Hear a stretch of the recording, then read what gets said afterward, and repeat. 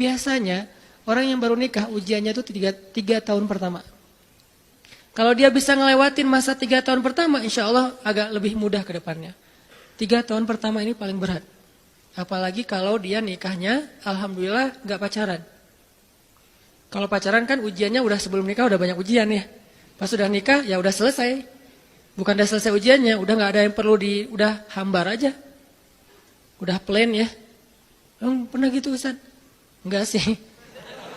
Untung ya, untung. Alhamdulillah gak pakai pacaran. Soalnya yang pacaran diputusin melulu. Jadi yang udah pacaran lama, pas udah nikah, kita mau ngapain lagi ya? Kayaknya udah semua ya. Oh iya, udah semua. Bulan madu dari dulu juga udah sering. Kan udah agak-agak plain gitu kan. Tapi kalau yang belum nikah, belum pacaran, nikah nih. Jadi kayak benar-benar baru pacaran, cuman ada konsekuensi lain yang mungkin ini jadi kayak semacam ujian lah biar sabar. Masa-masa adaptasi, masa-masa saling mulai mengerti, oh ternyata kamu tuh kayak gini dan segala macam. Apalagi kalau baru nikah langsung LDR-an, kan berat banget tuh. Nikah LDR-an, pacaran LDR-an aja berat. Benar gak sih? Nggak ngaku. Pacaran LDR-an aja berat, apalagi nikah LDR-an. Kenapa? Pacaran itu kan masih banyak pantangan. Nikah kan udah masih banyak ibadahnya. Tapi nggak boleh ibadah, coba gimana? Nggak sengsara tuh, merana kan? Harusnya boleh, tapi nggak boleh. Yang tadinya nggak boleh aja sengsara, apalagi udah boleh. Nah ini artinya setiap hari dalam tahun-tahun pertama pernikahan kita bisa aja mengatakan, udah deh, saya talak kamu. Apalagi laki-laki. Kalau nggak sabar dikit keluar kata-kata talak. Kalau udah keluar nggak bisa ditarik lagi tuh. Karena kalimat itu walaupun guyon tetap kena kan. Guyon aja kena apalagi serius. Enggak usah, saya waktu itu lagi dikuasai amarah. Emang ada yang cerai dalam keadaan nyaman? Kita talak yuk gitu. Nggak ada kan. Yang namanya cerai pasti marah tuh. Jadi nggak ada istilah gara-gara marah terus talaknya nggak berlaku, nggak. Maksud marah yang nggak berlaku talak itu kalau sampai hilang akal. Tapi rata-rata kita masih berakal sih walaupun marah juga.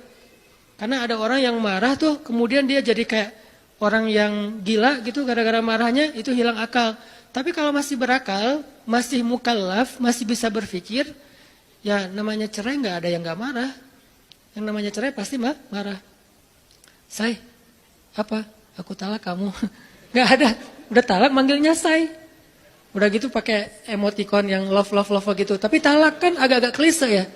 Nggak ada. Pasti emoticonnya tuh berderai-derai atau hatinya terbelah kan gitu kan ya. Lagi rame soalnya tuh yang kayak gitu-gitu. Ini artinya bahwa yang namanya talak nggak ada nyamannya. Pasti lagi marah. Dan tetap berlaku teman-teman. Kalau nggak Allah membimbing lisan kita, mungkin hari kedua udah talak tuh.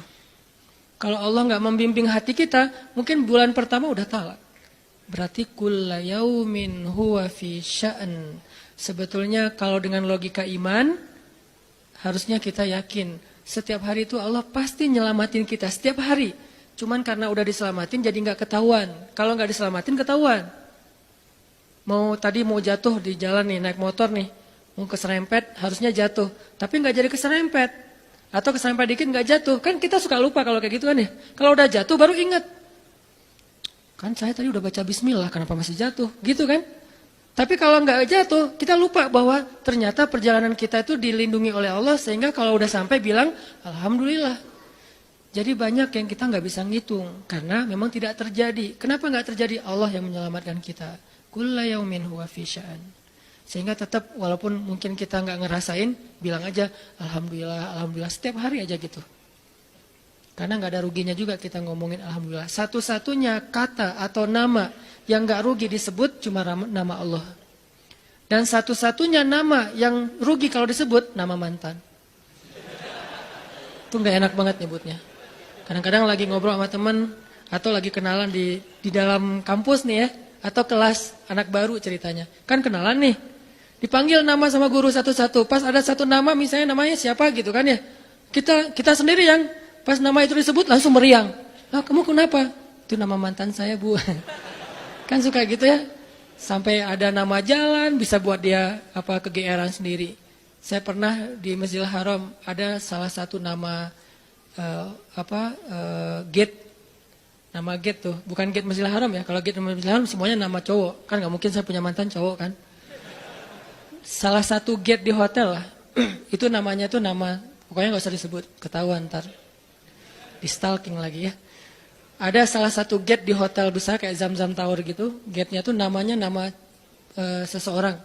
Pas ngeliat tuh, hah, gitu doang. Coba bayangin, nama aja bisa bikin kita calangap. Nama, coba. Jadi satu-satunya nama yang kalau disebut itu bikin kita nggak nyaman, itu nama muatan. Dan satu-satunya nama yang kalau disebut bikin kita dapat kebaikan, cuma nama Allah Subhanahu